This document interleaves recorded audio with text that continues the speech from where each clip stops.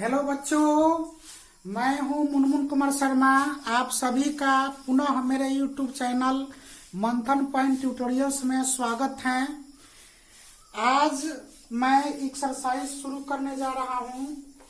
अध्याय 4 द्विघात समीकरण का प्रश्नावली 4.1 एक्सरसाइज 4.1।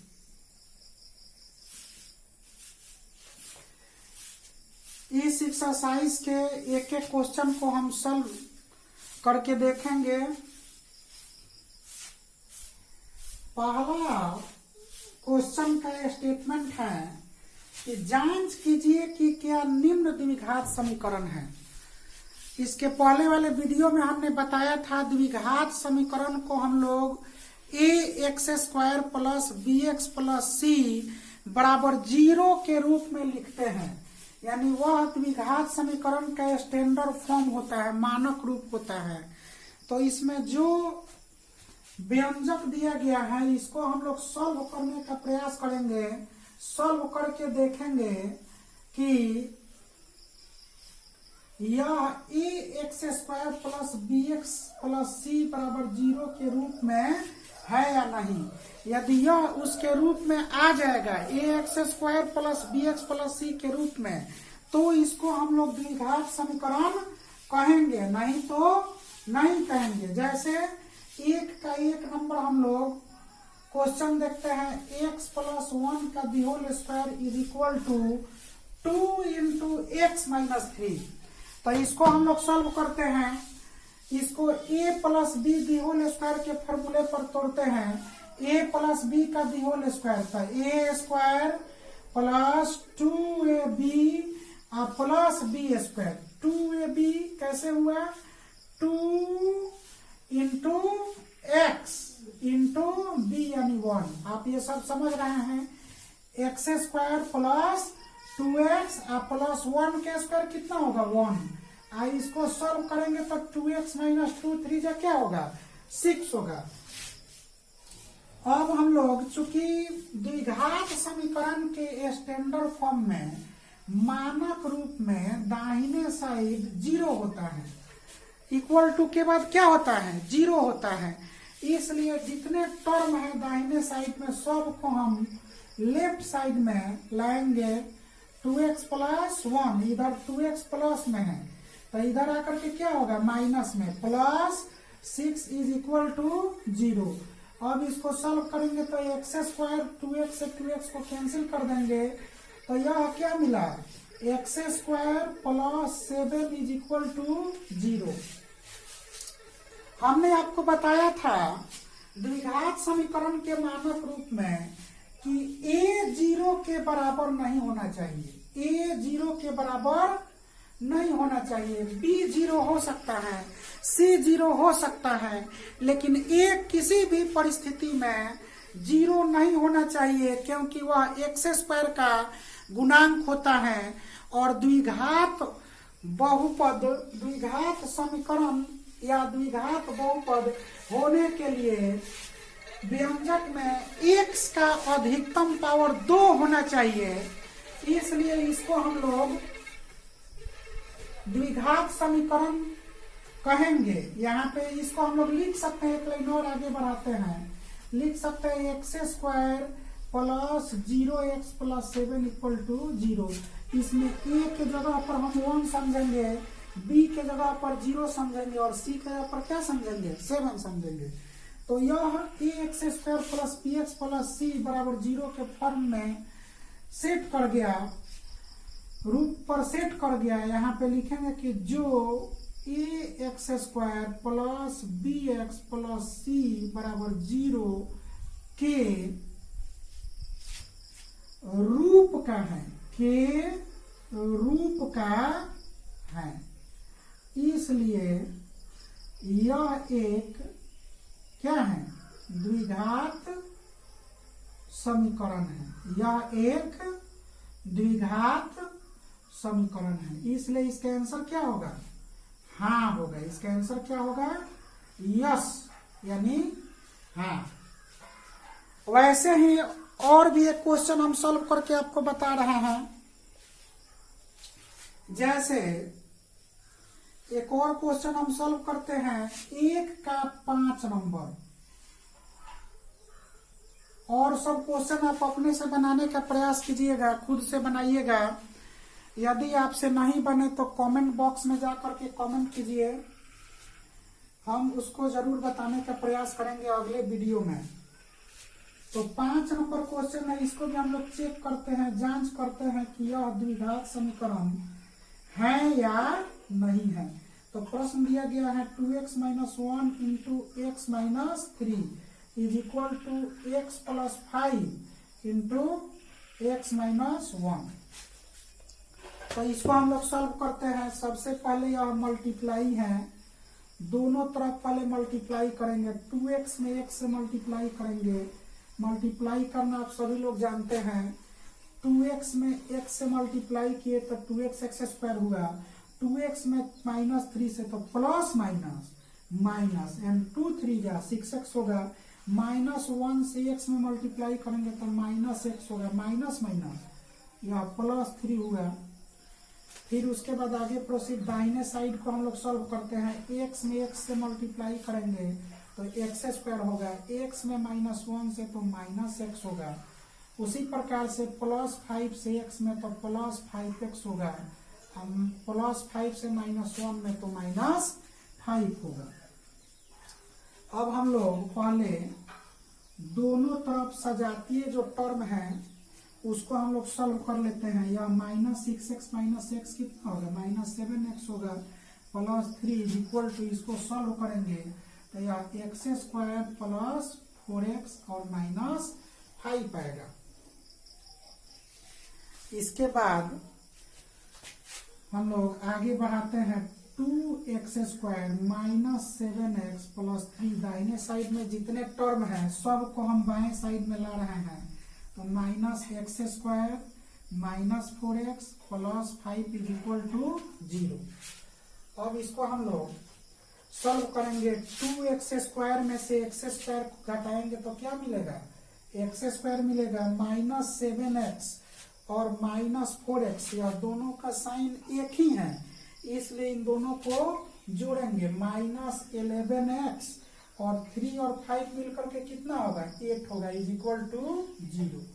तो यह हो जाएगा, यह देखिए, यह x² - 11x + 8 इक्वल टू 0। गौर कीजिए, यहाँ पे x² का गुणांक 1 है और मैक्सिमम पावर इस बहुपद का 2 है, इसलिए इसको हम लोग द्विघात समीकरण कहेंगे। इसमें b के जगह पर -11 और c के जगह पर कितना है, 8 है। तो यहाँ भी लिखेंगे कि जो ax² + bx + c = 0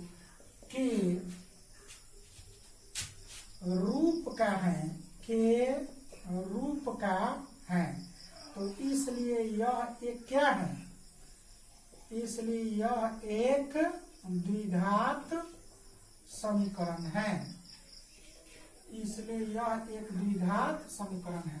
तो इसका भी आंसर क्या होगा, हाँ। एक और क्वेश्चन इसमें हम बनाने का प्रयास करते हैं, इसको नोट कीजिए आप लोग।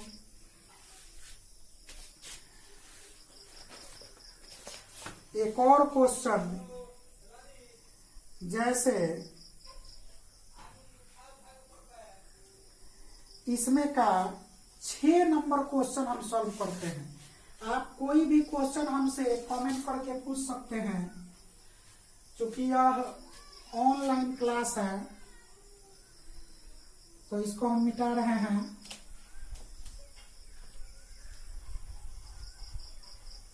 तो अगला क्वेश्चन है 6 नंबर क्वेश्चन है, इसमें का 1 का 6, इसको भी जांच करना है, इसको हम लोग सॉल्व करते हैं।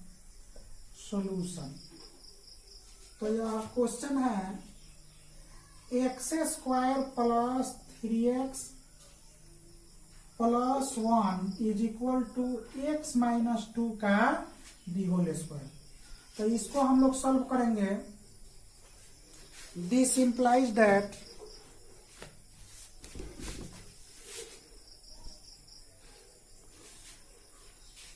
यह एक्स स्क्वायर का एक्स स्क्वायर होगा प्लस 3x प्लस 1 LHS में जो टर्म है अभी सेम रहेगा, जो का त्यों रहेगा।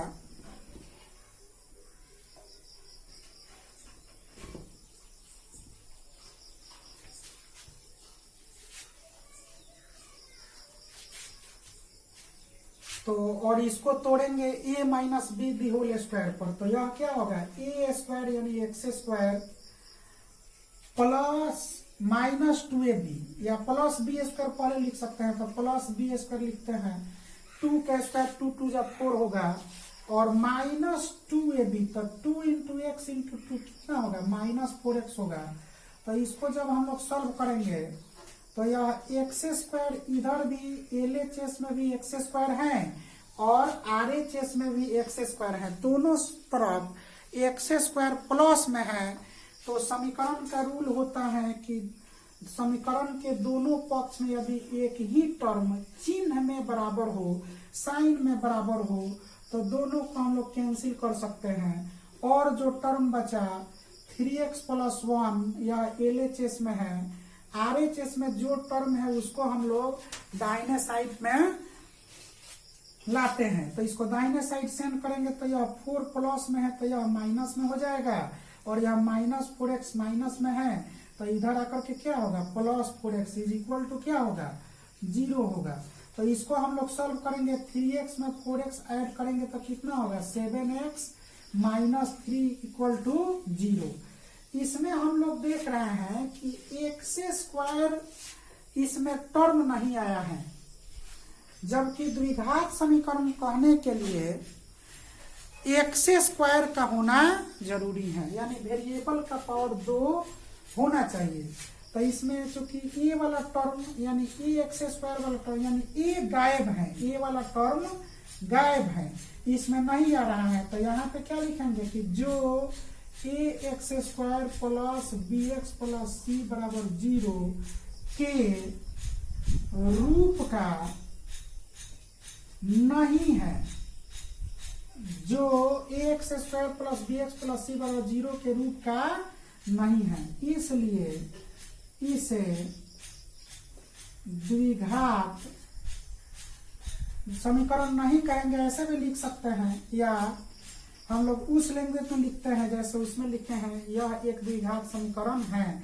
तो यहाँ पे हम लोग लिख देते हैं, इसलिए यह एक द्विघात समीकरण,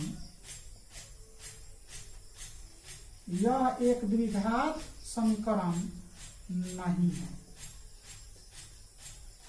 ऐसे ही क्वेश्चन नंबर 1 में और जो प्रॉब्लम दिया गया है और जो क्वेश्चन दिया गया है उसको आप सभी बनाने का प्रयास कीजिएगा, नहीं आएगा तो हम जरूर बताएंगे। कमेंट बॉक्स में कमेंट करना नहीं भूलिए, और वीडियो आपको अच्छा लगे तो ज़्यादा से ज़्यादा शेयर कीजिए, और अभी तक चैनल को सब्सक्राइब नहीं किए हो तो सब्सक्राइब कर लीजिए और बेल आइकन प्रेस कर लीजिए, दबा लीजिए कि हर आपको वीडियो समय से मिलता रहे।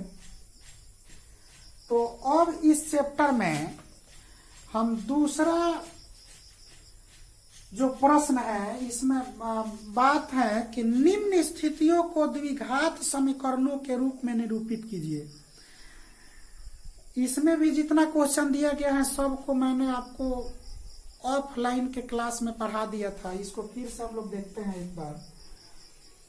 जैसे 2 का 3 नंबर देखते हैं, कोई भी क्वेश्चन इसमें का 2 नंबर में 4 तक क्वेश्चन दिया गया है, 1 से लेके 4 तक। तो अगर आपको कोई भी क्वेश्चन पूछना हो, हम अपने से बता रहे हैं इसमें का कोई भी एक क्वेश्चन, यदि आपको और भी क्वेश्चन पूछना हो तो कमेंट बॉक्स में जा करके कमेंट कीजिए, तो हम आपको और भी क्वेश्चन इसमें का बताएंगे। जैसा आपका कमेंट रहेगा उस हिसाब से क्वेश्चन का सिलेक्शन करेंगे। तो अब 2 नंबर क्वेश्चन, इसमें 2 नंबर का तीसरा क्वेश्चन, इसमें प्रश्न है कि क्वेश्चन को सॉल्व नहीं करना है, केवल द्विघात समीकरण के रूप में तब्दील कर देना है, यानी द्विघात समीकरण के रूप में सेट कर देना है। तो वही हम लोग सीखेंगे। जैसे देखिए 2 का 3 नंबर क्वेश्चन है। सभी लोग किताब में क्वेश्चन देख सकते हैं। वीडियो देखते समय आप सभी से रिक्वेस्ट है कि किताब जरूर रखिए अपने समक्ष में, कॉपी भी रखिए और कलम भी रखिए, और यदि समझ में नहीं आए तो कमेंट कीजिए और प्रश्न के सॉल्यूशन को नोट भी कर सकते हैं। जैसे पहला है कि रोहन की माँ उससे 2 का 3 नंबर क्वेश्चन है, स्टेटमेंट है क्वेश्चन का। रोहन की माँ उससे 26 वर्ष बड़ी है। रोहन की माँ किससे 26 वर्ष बड़ी है? रोहन से। इसलिए हम लोग रोहन की वर्तमान आयु को मानेंगे। किसको मानेंगे? क्योंकि प्रश्न है कि रोहन की माँ उससे 26 वर्ष बड़ी है, तो हम लोग लिखेंगे कि माना कि रोहन की वर्तमान आयु हम लोग मान लेते हैं। माना कि रोहन की वर्तमान आयु, let the present age of Rohan is equal to x। माना कि रोहन की वर्तमान आयु को जब भी हम लोग मानेंगे तो वर्ष में मानते हैं, क्योंकि प्रश्न वर्ष में ही दिया रहता है मैक्सिमम जगह। माना कि रोहन की वर्तमान आयु इज इक्वल टू x वर्ष। अब हम लोग अगले स्टेटमेंट पर आते हैं। तो यहाँ पे लिखेंगे इसलिए उसकी माँ की आयु, इसलिए उसकी माँ की आयु डॉटेड दे देते हैं 26 वर्ष बड़ी है। तो 26 इसमें ऐड करेंगे, x + 26 ईयर्स होगा, x + 26 वर्ष। अब प्रश्न है कि उनकी आयु वर्षों में का गुणनफल अब से 3 वर्ष पश्चात 360 हो जाएगी। यहाँ पे लिखेंगे इसलिए अकॉर्डिंग टू क्वेश्चन आयु का गुणनफल कह रहे हैं कि अब से 3 वर्ष पश्चात। 3 वर्ष पश्चात कहने का मतलब, जैसे सपोज कीजिए यदि अभी हम अगर 30 साल के हैं तो 3 वर्ष बाद हम कितने साल के हो जाएंगे? 33 साल के हो जाएंगे। उसी प्रकार से यदि अभी आप 14 साल के हैं तो 3 साल बाद कितने साल के हो जाएंगे? 17 साल के हो जाएंगे। यानी बाद वाला आयु निकालने के लिए हमें जोड़ना पड़ता है, और पहले वाला आयु निकालने के लिए जितना अभी वर्तमान आयु होता है उसमें से जितना दिन पहले का निकालना है उसको हम लोग घटा देते हैं। जैसे इसमें है कि 3 वर्ष बाद अब से 3 वर्ष पश्चात। तो जैसे अभी मान लीजिए कि अभी हम लोग चर्चा किए थे कि अभी यदि 14 साल के हैं आप तो 3 साल बाद 17 साल के हो जाएंगे। उसी प्रकार से रोहन x वर्ष का है अभी, तो 3 वर्ष बाद कितना होगा?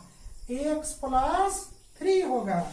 उसी हिसाब से उसकी माँ अभी अगर x + 26 वर्ष की है, तो जैसे हम बताए थे कि हम अभी 30 वर्ष के हैं तो 3 साल बाद कितने वर्ष के हो जाएंगे? 33 वर्ष के। उसी हिसाब से उसकी माँ x + 26 वर्ष की है, तो अभी उसकी आयु x + 26 है, तो 3 साल बाद इसमें और 3 वर्ष जोड़ देंगे। तो पहले से 26 है, इसमें कितना जोड़ेंगे?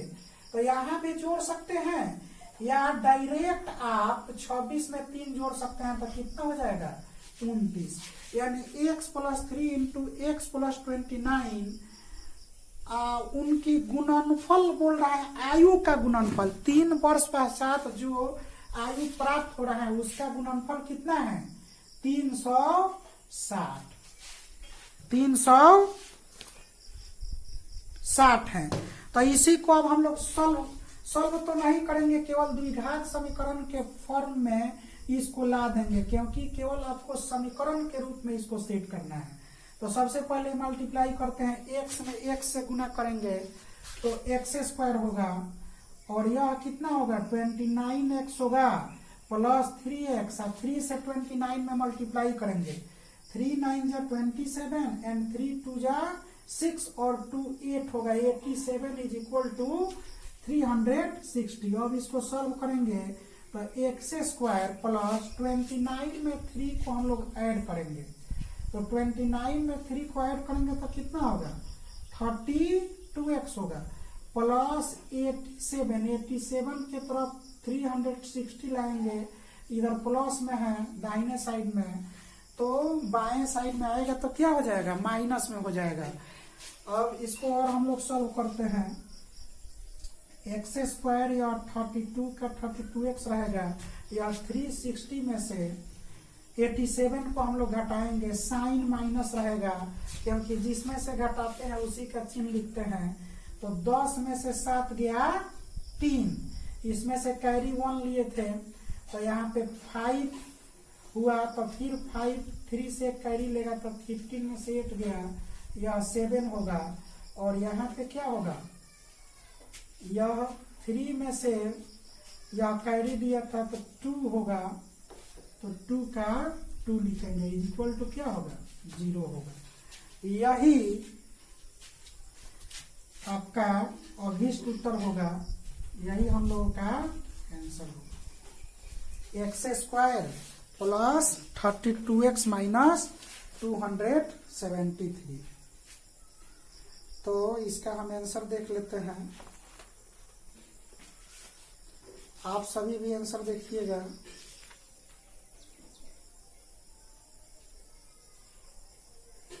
हाँ आंसर सही है, यही आंसर आएगा।